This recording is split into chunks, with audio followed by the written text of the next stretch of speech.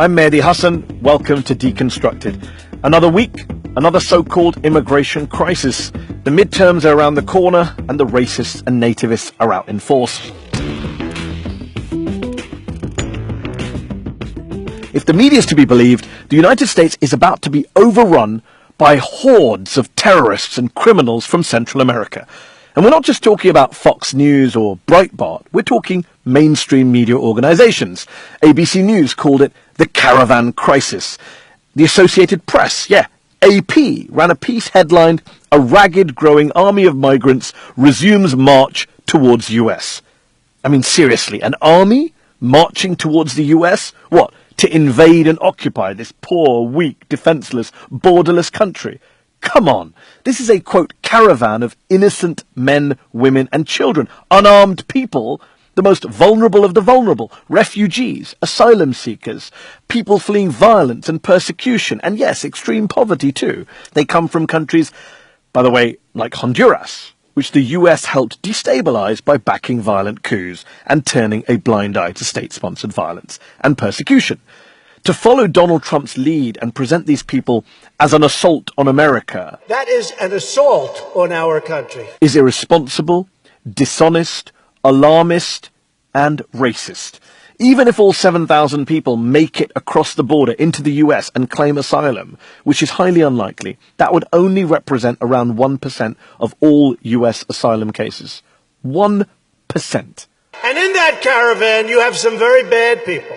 And yet 2 weeks away from the midterms, Trump and his racist cronies have succeeded in getting the quote-unquote liberal media to focus on this mythical threat from Central America rather than, I don't know, the ongoing attacks on healthcare and Medicaid, their regressive tax cuts, Trump's own history of tax fraud, the murder cover-up in Saudi Arabia, the Russia investigation, and of course the guy accused of sexual assault that they forced onto the Supreme Court. But this is why Trump won. Seriously. This is why Trump won. At every turn, at every juncture, in his journey to the Oval Office, and since he entered that office, a mainstream media that supposedly hates him and that he supposedly hates, wittingly or unwittingly, helps him, boosts his message, echoes his lies, reinforces his racism, and dances to his white nationalist tune. You know what I am? I'm a nationalist, okay? I'm a nationalist.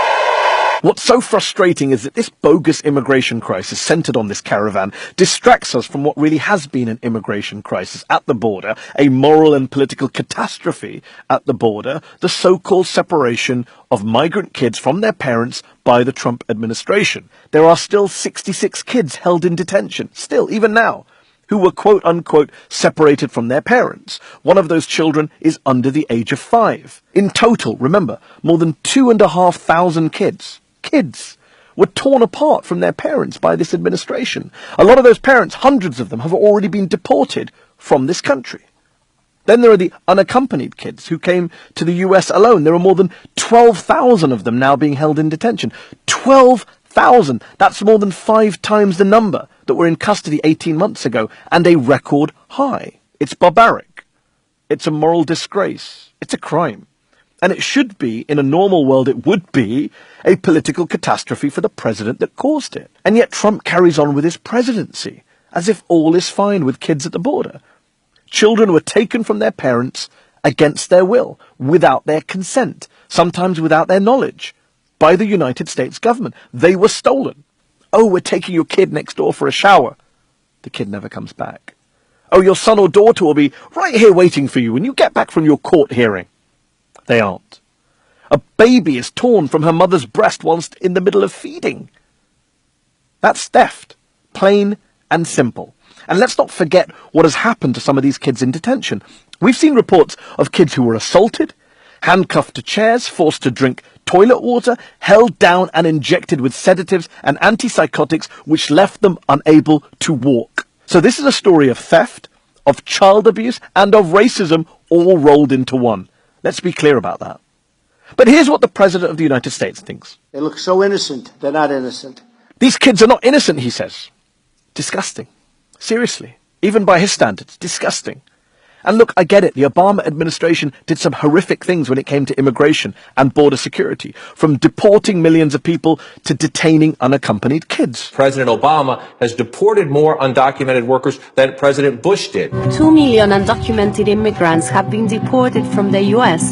since Barack Obama entered the White House. The number of immigrants deported under President Obama approaches 2 million. We shouldn't give Obama a pass on immigration, but nor should we deny that Trump is way worse.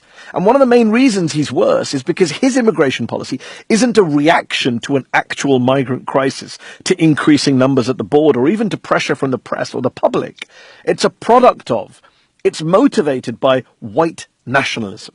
At an Oval Office meeting, President Trump lashed out at immigrants from countries in Africa and the Caribbean. Why are we having all these people from blank countries come here, the president said. President Trump then suggested the U.S. allow more immigrants from countries like Norway. It's been a pleasure to host you today. So let's not discuss or debate immigration or asylum or border security in a vacuum, as so many in the media seem to do.